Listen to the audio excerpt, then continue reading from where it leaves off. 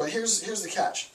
We live at a time when man believes himself fabulously capable of creation. More possibility. But he does not know what to create. I mean, that right there, I'm just done, right? That line is insane. We live at a time when man believes himself fabulously capable of creation, but he does not know what to create. I have the possibility to do so much that what do I do now? Well, I play around on my iPod for 20 hours. I sit around and play Xbox for 4 days. I play World of Warcraft. I mean, I've read this online, right? Kids playing and parents playing World of Warcraft till they mess around and have a seizure, right? Till they pass out and have to be hospitalized, right? I have more possibility today than at any point in history. And what do I do with my time? I completely squander my time. I completely squander it. And remember, he wrote this in 1930, right? But it's true today. There's more possibility for you now, than at any other period in time, than any other point in history. And the question that Gasset is asking is a very, very simple question that you can ask even a 5-year-old. What are you doing with your time? And for me, that's the point of this whole thing. Like, I think about it every day, is what am I doing with my time? Because the fact is, and I hate to be a Debbie Downer, that we're all eventually going to die, right? That's the fact.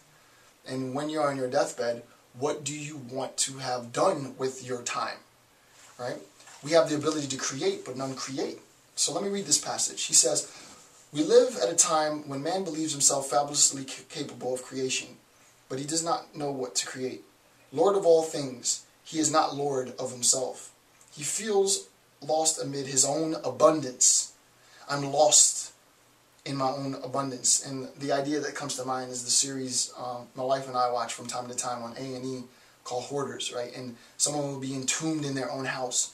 I'm lost in my own house amongst the abundance that is surrounding me, right? There's so much stuff that I'm lost in that, lost in his own abundance, with no more means at his disposal, more knowledge, more technique than ever. It turns out that the world today goes the same way as the worst of the worlds that have been. It simply drifts. Hence the strange combination of a sense of power and a sense of insecurity, which has taken up its abode in the soul of modern man. So what happens to the masses, modern man? What happens then to the average existence? The average existence is in the sense of modernity at its height.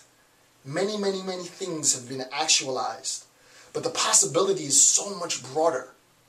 And I recognize that I can't satisfy all of those possibilities, and thus I vegetate, so that the modern man becomes the man who is vegetative, right?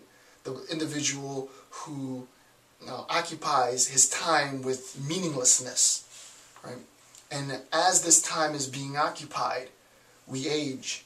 And as we age, the possibilities that are there dwindle and pass, right? Because some of these things are time sensitive. Many of these things are time sensitive. Having children, having a family, these things are, in a sense, time sensitive. Education, to a lesser extent, is time sensitive. Intellectual fortitude is definitely time sensitive. These things pass, but you will never be able to rediscover. You'll never be able to accomplish those things at the very end, and thus the I could have been, right? It's what I would say is the Al Bundy syndrome, where you're perpetually talking about the 4 football touchdowns you caught when you were 15 or 16 years old. Well, what happened between that point and this point? It was just this loss of time, right? And this is a product of modern culture. It's not to say that modern individuals shouldn't be accountable for their time. It's not your fault, right? Don't feel bad. I'm not here to make, and Gasset is not here to make you feel bad. This is a problem that we all have, right? I am like most men, addicted to gadgets, right? I want the newest gadget. I want to see the GPS. I want to play with the new Xbox game. I want to see the wireless controller. I want to get the new, Flip HD Ultra camera. I want to get the new software programming. So and these things require me to work and spend money and spend time to purchase it. And then when I get it, I play games for hours on end, right? Well, I can't do this all the time, right? This would drive me crazy. I need to veg out.